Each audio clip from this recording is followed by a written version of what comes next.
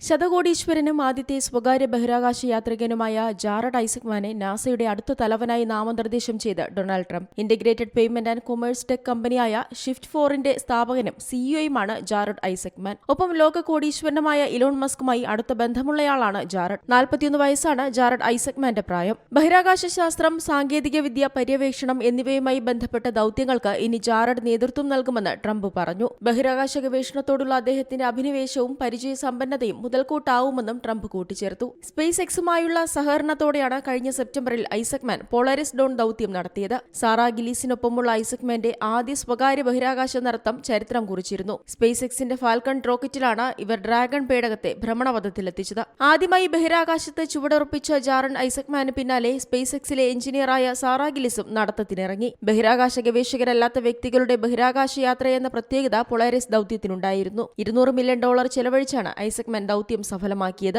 International desk, Zee Malayalam news. പുതിയ വാർത്തകളും വിശേഷങ്ങളും ഇനി വിരൽ തുമ്പിൽ. എല്ലാ ഡിജിറ്റൽ പ്ലാറ്റ്ഫോമുകളിലും ഇപ്പോൾ സീ മലയാളം ന്യൂസ് ലഭ്യം.